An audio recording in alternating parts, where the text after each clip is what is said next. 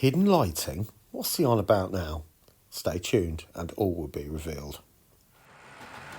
Well, Happy New Year everybody, and I just want to say that I hope 2024 is a particularly successful year for you, prosperous new year, and maybe even try something you've never done before. That would be quite exciting, wouldn't it? Anyway, there seems to be another round of tagging going along, so thank you to Graham Folston for that one. And I've now got to choose 3 people. So I've got my list. That's going to be Kev from Medway Peninsula Model Railway, and Andy from March West Junction, TMD, and Tony Northeastern. So I look forward to your videos, guys. Happy New Year, and enjoy the video about the mill. Take care.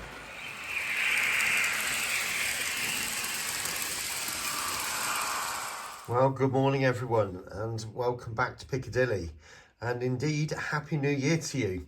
Hope you had a lovely Christmas and you got some of the things for Christmas that you always wanted. But anyway, it's now time to start thinking about the build again. I haven't done anything to this for over a week. I needed to come to a complete stop, and it's now time to start thinking about it again. So just to give you a quick recap, all the windows were in, and that's as far as I've got. But the first job that I need to start thinking about is floors. Now, you've just heard me say that I'm not going to put an interior in it. Not really, because you certainly won't see down here, but you will see the top floor because this has got a glass roof or part glass roof. So I do need to do something with that. But I want to put lighting in it, and now's the time to start thinking about it. So I shall make a hole sort of out here somewhere for the wires to go down, and I need to put a floor in just here, and obviously there, and in the separate places around here, and then I can choose to have lights in certain parts of it. So I will light up the function room down the bottom here, and this part here is offices. I believe this is offices as well, but it could equally be hotel rooms. I'm not totally sure. So I'm going to treat this one as if it is rooms. So I'm just going to divide that up. So some parts of it will be lit, some parts of it won't be. And then the top floor, I am going to put a light on there, but hoping to make that switchable so I can have it on or off, and you can see inside, which would basically just be an open space with just the beams and the roof structure in there. Okay, so let's make a start. Right, so you can see now, just to bring you up to date, I've painted the floor and put these walls in here, and you also notice these bits around the outside which will act as supports for the wall or the floor that sits on top, and that's in each section. Although I haven't done it with this bit because the windows are at different heights and they don't match up where a floor would be. So I'm presuming that probably would be some kind of door entrance,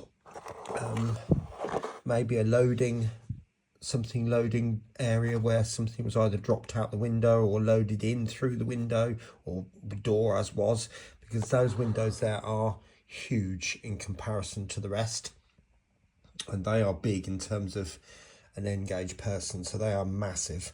So anyway, what I've also gone ahead and done is started to fit some lights. Now I'm not going to fit lights to every area, but I will fit lights to significant areas, or let's put it like this, have them switchable. So there's 2 sets of lights, if you like. So one set of lights will come on for one part of it, and then you can turn those off and turn on another set, or you can have them all on or all off. That might be a nice thing to do. So I'll have a think about that. Next thing to do then is to get the floors fitted and then fit lights to each of those if that's appropriate. Okay, speak to you later.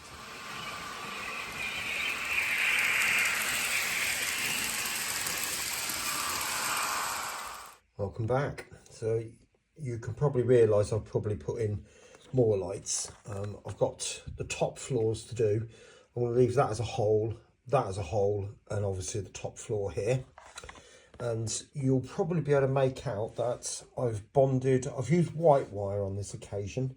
My normal 12-volt wire is this, which is the earth type wire and grey, and that will be the stuff that goes and connects to the main layout. Whereas inside the layout I've used white, and you can see I've coarsely scribbled down one side of it to indicate that side's the positive. But I've also taped up yellow and blue, and that indicates different areas in the building, and all the yellows will be bound together and all the blues will be bound together, and they will go through a separate switch each. So I can turn on that set of lights or that set of lights, or off or all on, whichever is most appropriate for the time.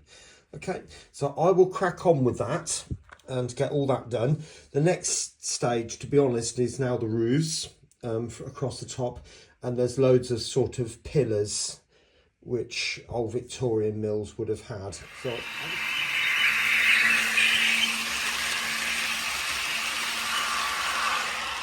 welcome back.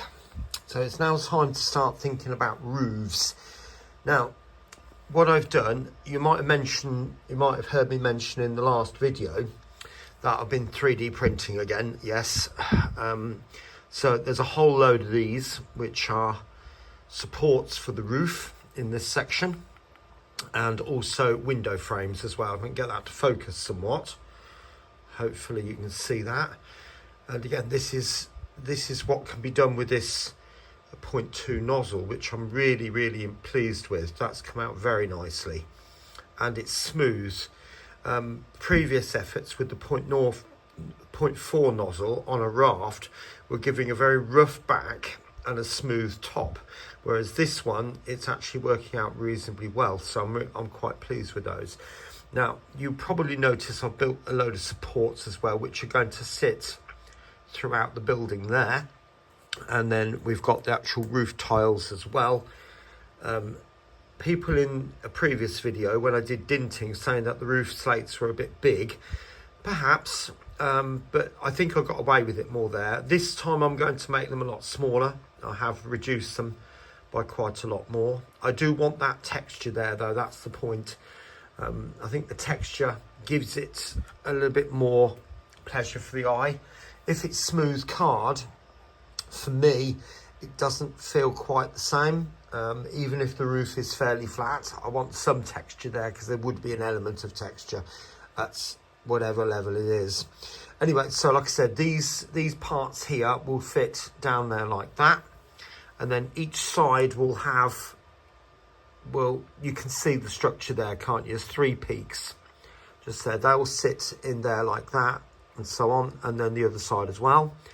Then the roof pieces will sit like that, and then the idea is that I take 2 of these and sandwich a piece of acetate between them, so the window frame is either side of the window.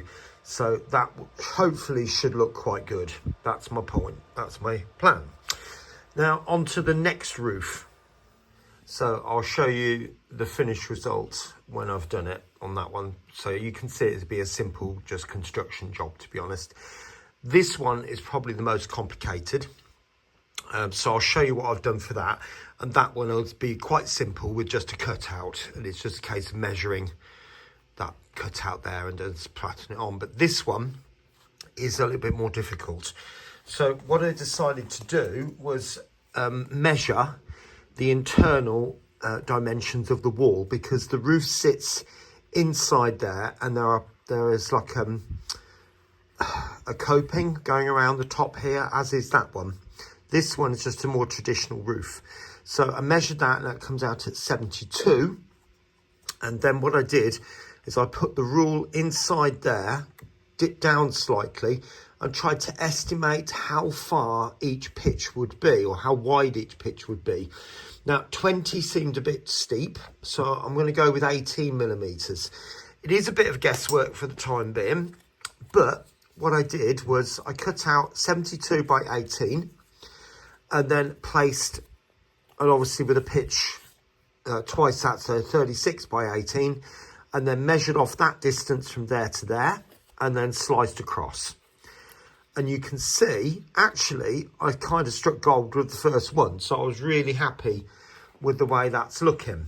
See, I took some card, kind of like that, and drew around that with a pencil, and ended up with a triangle, kind of like that.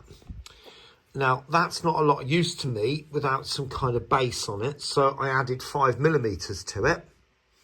So I've got somewhere to glue inside the building. Now, that will then sit nicely in there, kind of like that. But you'll also notice I put these pieces in there. So I've got some, they're like act as spacers. So all I need to do then is glue that inside there, just making sure that these are central. And that's obviously fairly simple. Just measure the distance, and whatever that turns out at, put a little mark on the bit of roof just there. And you can soon line that up quite nicely by putting a little line on this piece. So hopefully you can soon get that nicely lined up that way. So that will give me the pitch of the roof. Now, if you measured it too wide or too shallow, and you either get a too shallow a roof, either add 1mm to the width of that, or take 1mm off, and just keep doing it until you get it about right. I suppose experience told me it was going to be about that, so that's probably why I hit it first time. But I couldn't resist to show you this. It's well, it's blowing me away really with the fineness of it.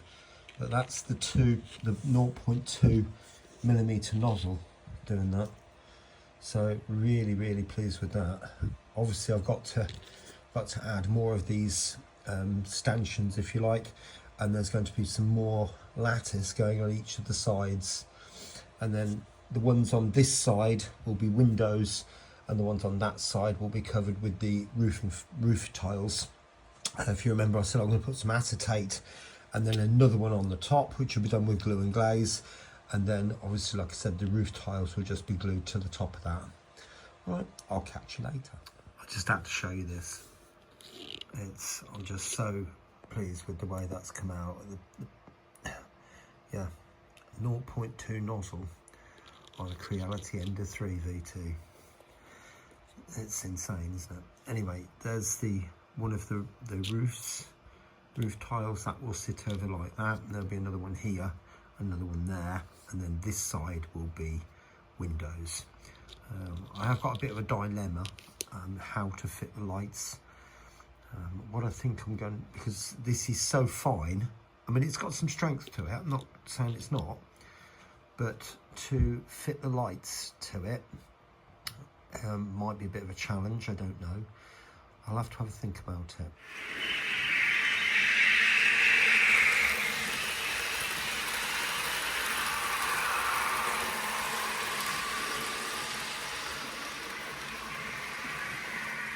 Right, so there it is. That's about as much as I can do for this video. And looking at that, it doesn't appear that I've done an awful lot with just adding a few roofs. But to be honest with you, as I've said before, it's got a whole load of lighting involved in there. So most of this has been divided up into floors, so I can have different lights on at different times. So you'll see we've got yellow wires and blue wires, and they are connected to varying parts of the building. So I can turn the blue section on its own, and then the blue and the yellow perhaps, or the yellow on its own, or all on or all off, and a combination of all of those. And you know, so that should be quite good. But the 3D printing aspect of this has taken quite a long time.